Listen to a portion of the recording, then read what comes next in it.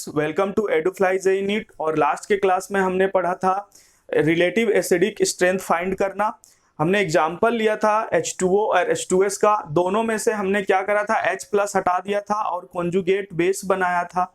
Conjugate base का stability check कर रहे थे। जिसका कॉन्जुगेट बेस जितना ज्यादा स्टेबल था वो उतना ही ज्यादा एसिडिक था। और क्यों हम लोग H+ हटा के उसका कॉन्जुगेट बेस का स्टेबिलिटी चेक करते थे, इसका रीजन ये था कि हमने जो थ्योरी लिया था वो लिया था ब्रोंस्टेड बेस का। उन्होंने बोला था कि भाई जो H+ देता है वो एसिड होता है। तो हमने ट्रिक निकाला उससे कि भाई जो H+ देगा, अब दोनों दे रहे हैं H2O और H2S में दोनों H+ दे रहे हैं, लेकिन जो जल्दी देगा, अब जल्दी देगा वैसा हमारे पास कोई इंस्ट्रूमेंट नहीं है मेजरमेंट करने के लिए। तो हमने क्या करा भाई, जिसका पार्टनर जितना ज्यादा स्टेबल होगा मतलब वो उतना जल्दी उसको छोड़ के गया होगा। ठीक है, बिजनेस वाला हमने एक एग्जांपल देखा था। तो आज के क्लास में हम लोग क्या करेंगे, एक इलेक्ट्रोनेगेटिविटी, दूसरा फैक्टर हम लोग पढ़ने जा रहे हैं इलेक्ट्रोनेगेटिविटी। और इलेक्ट्रोनेगेटिविटी आपको पता है, tendency to withdraw the shared pair of electron. Means carbon ने एक इलेक्ट्रॉन दिया, हाइड्रोजन ने एक इलेक्ट्रॉन दिया, तो दोनों एटम क्या ट्राई करेंगे कि भाई जो हमने शेयर्ड कर रखा है इलेक्ट्रॉन उसको अपने तरफ खींचें। ठीक, दोनों का जो टेंडेंसी है इस शेयर्ड इलेक्ट्रॉन को अपने तरफ खींचने का, विड्रॉ करने का, उसे हम लोग क्या बोल रहे हैं, इलेक्ट्रोनेगेटिविटी। तो इलेक्ट्रोनेगेटिविटी से हम लोग एक एग्जांपल ले लेते हैं। तो सेकेंड फैक्टर जो हम लोग पढ़ रहे हैं फ्रेंड्स वो है इलेक्ट्रोनेगेटिविटी।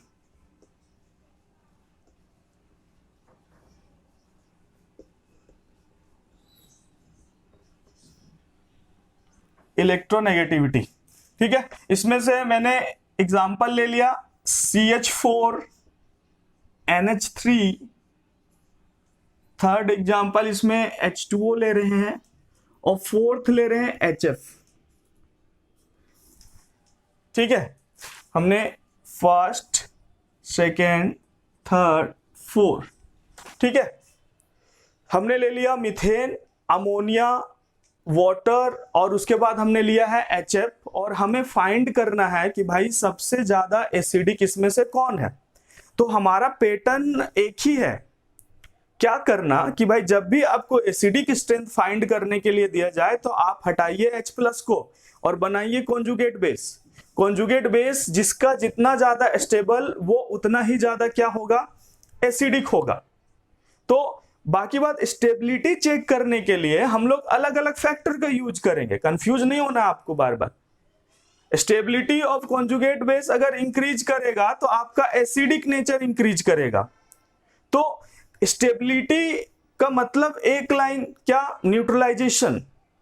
जितना ज्यादा न्यूट्रलाइजेशन हो रहा है वो उतना ज्यादा स्टेबल है। एक चीज और मैंने बताया था स्टार्टिंग में लेक्चर जब हमने जीओसी स्टार्ट करा था कि स्टेबिलिटी का मतलब भाई कंफर्ट जोन भी होता है। कौन अपने कंफर्ट जोन में कितना है वो उतना ही ज्यादा स्टेबल फील करेगा। तो हर बार आप न्यूट्रलाइजेशन के थ्रू नहीं जा सकते, है ना। तो कंफर्ट जोन में कितना है वो भी डिपेंड करेगा। तो हमने क्या करा, CH4NH3 H2O HF, हमारा जो सबसे पहला काम है H+ हटाइए। जब इससे हम लोग एक H+ हटाएंगे तो क्या बनेगा, ये बनेगा CH3-। कार्बन और हाइड्रोजन में से हमने एक बॉन्ड को हटाया तो क्या हुआ, यहां से H+ निकला। अब क्यों ये आपको समझ में आ रहा है, carbon is more electronegative than hydrogen. तो क्या करेगा, जब बॉन्ड टूटेगा भाई तो क्या होगा, इलेक्ट्रॉन जो किसके तरफ जाएगा, कार्बन पे चला जाएगा। ठीक है, तो यहाँ पे CH3- आने वाला। नाइट्रोजन NH3 में से एक हाइड्रोजन को हम लोग रिमूव करते हैं और कॉन्जुगेट बेस बनाते हैं, क्या बन जाएगा, NH2-। नाइट्रोजन ज्यादा इलेक्ट्रोनेगेटिव है हाइड्रोजन से। तीसरे वाले में आते हैं, वाटर है, वाटर भी एक H+ निकालेगा तो यहाँ पे क्या हो जाएगा, OH-। और HF फोर्थ वाले में से एक H+ जाएगा तो क्या बन जाएगा यहाँ पे, F-। ठीक है, तो आप यहां पे देखोगे कि कार्बन के ऊपर नेगेटिव चार्ज, नाइट्रोजन के ऊपर नेगेटिव चार्ज, O के ऊपर नेगेटिव चार्ज और फ्लोरीन के ऊपर नेगेटिव चार्ज, F के ऊपर नेगेटिव चार्ज। तो इस सिचुएशन में आपको करना क्या है भाई, मैंने बताया था कि अगर सेम ग्रुप है और पीरियड चेंज हो रहा है तो करना क्या, आपको साइज फैक्टर लेना है, क्योंकि वहां पे साइज का डिफरेंस आ जा रहा है। एक ग्लास है और एक बकेट है, वहां पे न्यूट्रलाइजेशन वाला फैक्टर वहां पे आएगा। लेकिन यहां पे अब कार्बन, नाइट्रोजन, ऑक्सीजन, फ्लोरीन, ये होता है कि लेफ्ट टू राइट अगर पीरियोडिक टेबल में आप जाते हो तो क्या होता है, वहां पे साइज क्या होता है, डिक्रीज होता है, डिक्रीज होता है। लेकिन साइज उतना ज्यादा डिक्रीज नहीं होता है जितना आप एक पीरियड में नीचे जाते हो। अगर लेफ्ट टू राइट आप जाओगे तो कार्बन और नाइट्रोजन और ऑक्सीजन और फ्लोरीन के साइज में उतना ज्यादा का चेंज आपको नहीं मिलेगा। तो इलेक्ट्रॉन हमने इतने छोटे से ग्लास में रखा और फिर थोड़ा सा इससे बड़ा ले लिया या छोटा ले लिया, तो डिस्पर्शन वाला फैक्टर यहां पे काउंट होगा ही नहीं, क्योंकि यार इसमें जितना ज्यादा डिस्पर्शन होगा उतना ही नाइट्रोजन में होगा। तो कभी भी एक सेम पीरियड में हो, ग्रुप चेंज हो रहा हो सेम पीरियड में और ग्रुप चेंज हो रहा है, तो वहां पे आप लोगे इलेक्ट्रोनेगेटिविटी का फैक्टर। तो ये याद कर लीजिए आप। हम लोग एसिड के बारे में पढ़ रहे हैं, एसिड के बारे में H+ हटाएं, कॉन्जुगेट बेस का स्टेबिलिटी में दूसरा फैक्टर पढ़ रहे हैं हम लोग। कभी भी सेम पीरियड में रहा, सेम ग्रुप में रहा, क्या करोगे आप, साइज फैक्टर, पीरियड चेंज होगा। कभी भी सेम पीरियड में रहा तो साइज फैक्टर होता है, मतलब बहुत ही कम डिक्रीज होता है। तो वहां पे हम लोग क्या लेंगे, इलेक्ट्रोनेगेटिविटी लेंगे, क्योंकि साइज ऑलमोस्ट सेम है यार। तो यहां पे आप साइज फैक्टर ले ही नहीं सकते, ठीक है। तो इस सिचुएशन में एक एग्जांपल देता हूं। यहां पे अगर 4 बच्चे हैं, चारों बच्चों में से एक को क्रिकेट पसंद है, एक को फुटबॉल पसंद है, एक को टेनिस पसंद है और एक को हॉकी पसंद है। तो जिसे क्रिकेट पसंद है उसे आप फुटबॉल दे रहे हो भाई, वो कंफर्ट जोन में रहेगा क्या, नहीं रहेगा। जिसे फुटबॉल पसंद है उसे आप क्रिकेट दे रहे हो, बैट बॉल दे रहे हो, कंफर्ट जोन में रहेगा क्या, नहीं रहेगा। तो यहां पे इलेक्ट्रोनेगेटिविटी का फैक्टर किस तरीके से देखते हैं वो देखिएगा, बहुत इंपॉर्टेंट है। कार्बन, नाइट्रोजन, ऑक्सीजन और फ्लोरीन, सबसे ज्यादा electronegative fluorine. Left to right जब जाते हो आप तो इलेक्ट्रोनेगेटिविटी इंक्रीज करता है, ठीक है। तो फ्लोरीन सबसे ज्यादा इलेक्ट्रोनेगेटिव। तो तीनों को क्या मिला हुआ है, चारों को क्या मिला हुआ है, नेगेटिव चार्ज। तो सबसे कंफर्ट जोन में कौन रहेगा, कार्बन से ज्यादा इलेक्ट्रोनेगेटिव है फ्लोरीन। इलेक्ट्रोनेगेटिव है, इसका क्या कहने का मतलब है कि भाई ये इलेक्ट्रॉन को ज्यादा लाइक करता है। Tendency to withdraw this shared pair of electron, मतलब इलेक्ट्रॉन को अपने तरफ खींचने का टेंडेंसी इसका ज्यादा है। उसके पास अगर नेगेटिव चार्ज आता है तो वो उसे ज्यादा लाइक करेगा। समझ में आ रहा है, फिर से मैं रिपीट कर देता हूं। Carbon, nitrogen, oxygen, fluorine same period में है, लेफ्ट टू राइट जा रहे हैं तो साइज डिक्रीज हो रहा है, लेकिन साइज उतना डिक्रीज नहीं हो रहा है कि हम लोग न्यूट्रलाइजेशन वाला फैक्टर ले लें। तो न्यूट्रलाइजेशन वाला फैक्टर कभी भी सेम पीरियड रहा तो उस सिचुएशन में आप यूज नहीं करोगे। न्यूट्रलाइजेशन वाला फैक्टर कहां पे यूज करोगे, मीन साइज फैक्टर कहां पे यूज करोगे, जहां पे आपका ग्रुप सेम रहेगा और पीरियड चेंज हो जाएगा। Fluorine, chlorine, bromine, iodine, HF, HCl, HBr, HI। तो HI ज्यादा एसिडिक क्योंकि उसका साइज सबसे बड़ा, न्यूट्रलाइजेशन सबसे ज्यादा। यहां पे हम लोग क्या देख रहे हैं कि भाई साइज चेंज हो रहा है लेकिन उतना चेंज नहीं हो रहा है कि यहाँ पे साइज फैक्टर को लिया जाए। तो इस सिचुएशन में हम लोग लेते हैं इलेक्ट्रोनेगेटिविटी। तो सेम ग्रुप इसका मतलब साइज फैक्टर, सेम पीरियड इसका मतलब इलेक्ट्रोनेगेटिविटी। अब इलेक्ट्रोनेगेटिविटी यहां पे बात कर रहे हैं, कार्बन, नाइट्रोजन, ऑक्सीजन, फ्लोरीन के ऊपर नेगेटिव चार्ज है। तो अब हम लोग यहाँ पे कंफर्ट जोन वाला देख लेते हैं कि भाई कार्बन और फ्लोरीन में कौन ज्यादा लाइक कर रहा है इलेक्ट्रॉन को। तो फ्लोरीन लाइक करता है। तो C- और F- में अगर कंपेयर करें तो कौन ज्यादा स्टेबल रहेगा, कौन ज्यादा कंफर्ट जोन में रहेगा, फ्लोरीन रहेगा, क्योंकि भाई फ्लोरीन को क्रिकेट ज्यादा पसंद है, कार्बन को क्रिकेट कम पसंद है। फ्लोरीन को आप बैट बॉल दे रहे हो, कार्बन को आप बैट बॉल दे रहे हो, जबकि कार्बन को क्या पसंद है, उससे कम पसंद है क्रिकेट। ये आप एग्जांपल के थ्रू आप समझ सकते हो। तो कार्बन में नेगेटिव चार्ज, फ्लोरीन में नेगेटिव चार्ज, तो सबसे ज्यादा कंफर्ट जोन में फ्लोरीन रहा, उसके बाद ऑक्सीजन रहेगा, उसके बाद नाइट्रोजन रहेगा और उसके बाद CH3 मीन C- रहेगा। तो इलेक्ट्रोनेगेटिविटी फैक्टर से हमने क्या करा, ये वाला स्टेबिलिटी फाइंड कर लिया। तो क्या हो जाएगा, कॉन्जुगेट बेस का स्टेबिलिटी ऑर्डर अगर देखें हम लोग, स्टेबिलिटी ऑर्डर देखें तो CH3- less than NH2- less than OH- less than F-। ठीक है, मतलब सबसे ज्यादा स्टेबल हमारा F माइनस है, तो जिसका कॉन्जुगेट बेस जितना ज्यादा स्टेबल उसका एसिड उतना ज्यादा एसिडिक। तो यहां पे हम लोग क्या करेंगे, एसिडिक स्ट्रेंथ, एसिडिक ऑर्डर क्या हो जाएगा, HF greater than H2O greater than NH3 greater than CH4। समझ में आया? अगर सेम पीरियड रहा तो आपको क्या करना है, आपको इलेक्ट्रोनेगेटिविटी ऑर्डर लेना है। मतलब F माइनस जो होगा वो ज्यादा स्टेबल होगा C माइनस से। यही अगर आप F प्लस कर दो, आएंगे हम लोग स्टेबिलिटी वाले में, यही अगर आप F प्लस कर दो और C प्लस कर दो, कौन ज्यादा स्टेबल? भाई C प्लस, क्योंकि F को क्या पसंद है, इलेक्ट्रॉन, ज्यादा इलेक्ट्रॉन है। यहां भी इलेक्ट्रोनेगेटिविटी वाला ही ले रहे हैं हम लोग। F को क्या पसंद है, इलेक्ट्रॉन, लेकिन आप क्या दे रहे हो उसे, पॉजिटिव चार्ज दे रहे हो। तो वो तो फुटबॉल क्रिकेट पसंद कर रहा था, आप फुटबॉल दे रहे हो, तो भाई वो सबसे क्या रहेगा, कंफर्ट जोन में नहीं रहेगा, सबसे कम कंफर्ट जोन में रहेगा। देन फ्रेंड हम लोग नेक्स्ट एग्जांपल ले रहे हैं, वो रिलेटेड है हाइब्रिडाइज्ड ऑर्बिटल से, जो कि मैंने आपको पहले भी बताया है। अगर आपसे मैं पूछूं कि sp sp2 और sp3 में कौन सबसे ज्यादा इलेक्ट्रोनेगेटिव है, तो आपको पता होगा कि भाई इसमें जो हम लोग देखते हैं इलेक्ट्रोनेगेटिविटी, वो देखते हैं परसेंटेज एस कैरेक्टर से। मीन्स जिसमें परसेंटेज एस जितना ज्यादा वो उतना ही ज्यादा इलेक्ट्रोनेगेटिव होता है। वो मैंने इसका रीजन आपको बता दिया था लास्ट वाले वीडियो में, जिनको नहीं पता है डिस्क्रिप्शन में लिंक है, आप एक बार चेक कर लीजिएगा इसे, ठीक है। तो sp sp2 sp3 में परसेंटेज एस कैरेक्टर, sp में 50%, sp2 में 33 और sp3 में 25% होता था, ठीक है। तो उसी से रिलेटेड मैं एक एग्जांपल ले रहा हूं यहाँ पे एसिडिक स्ट्रेंथ का, ठीक है। तो आप देखिएगा, तो सबसे फर्स्ट जो मैं एग्जांपल ले रहा हूं वो है एक ethyne CH triple bond CH। दूसरा जो एग्जांपल है वो है इथीन का CH2 डबल बॉन्ड CH2। और लास्ट एग्जांपल जो है वो क्या है, CH3 CH3, ठीक है। तो यहां पे इथीन ले लिया हमने, इथाइन ले लिया हमने, इथीन ले लिया और इथेन ले लिया।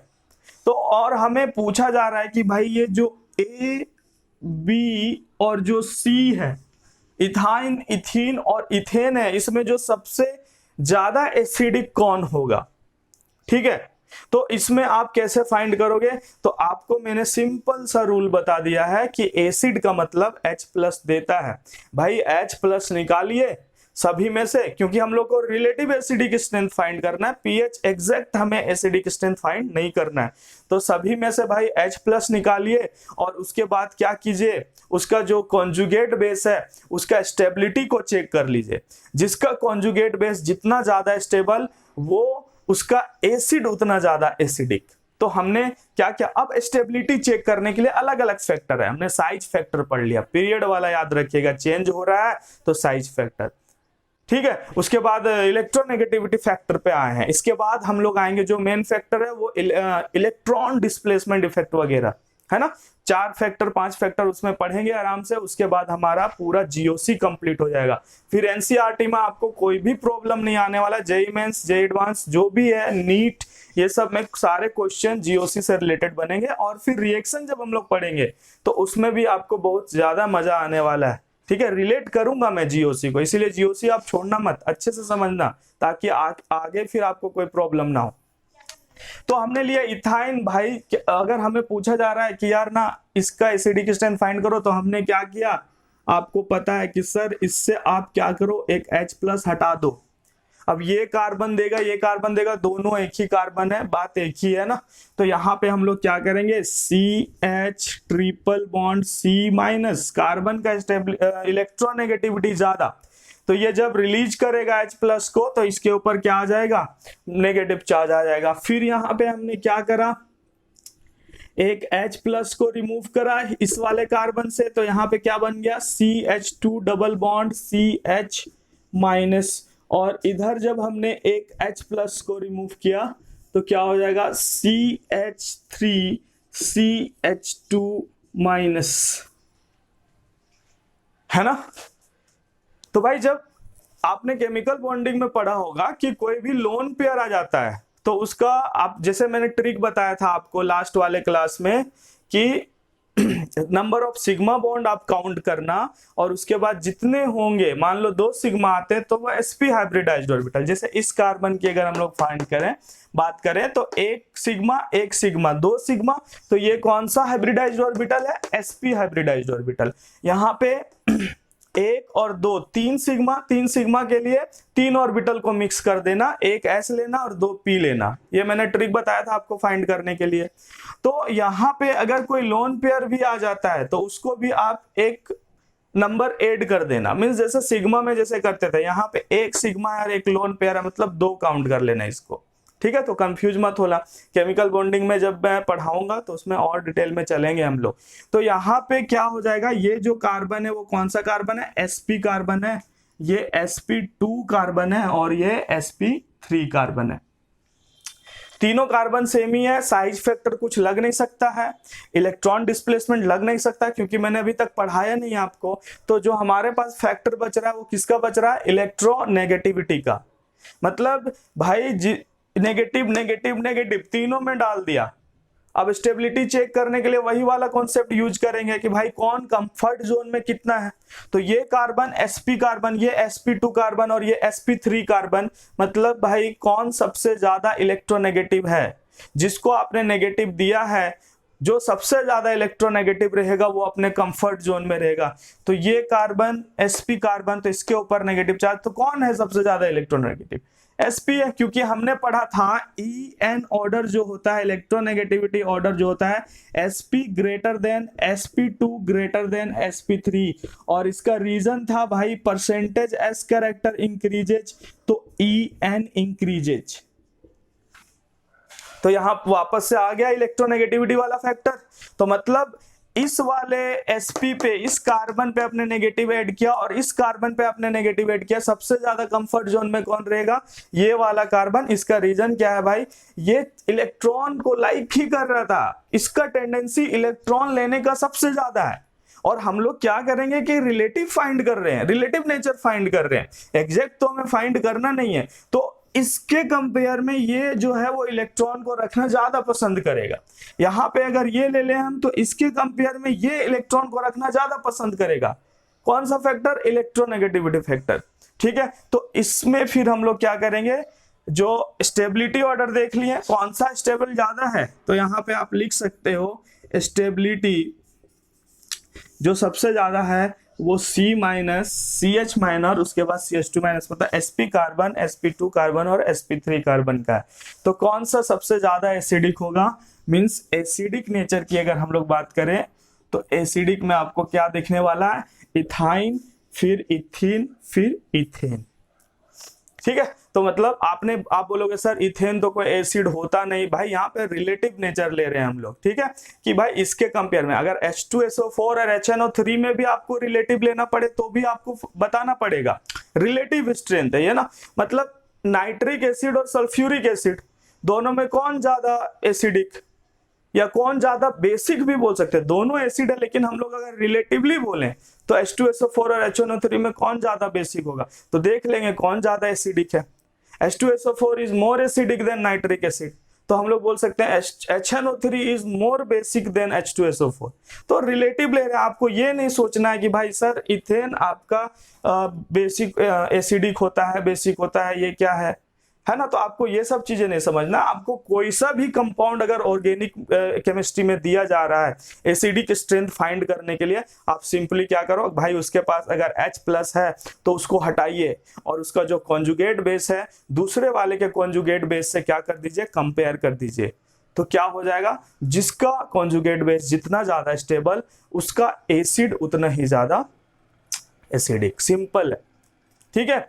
इसके बाद हम लोग friend electron displacement third factor पे चलेंगे, उसमें भी 4 फैक्टर हम लोग पढ़ने वाले हैं। तो इलेक्ट्रॉन डिस्प्लेसमेंट इफेक्ट पढ़ेंगे, जो कि बहुत ही इंपॉर्टेंट टॉपिक है। साइज और इलेक्ट्रोनेगेटिविटी तो है ही, इसके अलावा जो 4 फैक्टर है बहुत इंपॉर्टेंट टॉपिक है। इंडक्टिव इफेक्ट हम लोग पढ़ने वाले हैं, प्लस आई माइनस आई। इसके बाद हम लोग रेजोनेंस पढ़ेंगे, प्लस आर माइनस आर।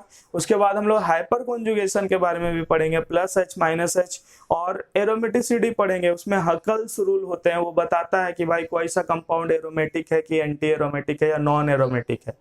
ठीक है, इलेक्ट्रोमेरिक इफेक्ट एक होता है इलेक्ट्रॉन डिस्प्लेसमेंट इफेक्ट में। ठीक है, तो इन सब के थ्रू हम लोग, हमारा जो फाइनल गोल है, फाइनल जो मोटिव बोल सकते हैं, वो क्या है भाई? कॉन्जुगेट बेस का स्टेबिलिटी। एसिडिक स्ट्रेंथ का प्रोसेस तो आपको पता चल गया कि H+ हटाओ, कॉन्जुगेट बेस लेके आओ। कॉन्जुगेट बेस जिसका जितना ज्यादा स्टेबल, वो उतना ही ज्यादा एसिडिक।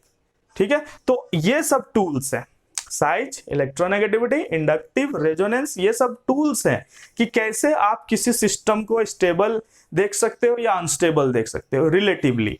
ठीक है, तो एक लास्ट में एक बार और कि कभी भी अगर सेम ग्रुप रहा और पीरियड चेंज हो रहा तो साइज फैक्टर लेना, कभी भी सेम पीरियड रहा और ग्रुप चेंज हो रहा है तो आपको क्या करना है?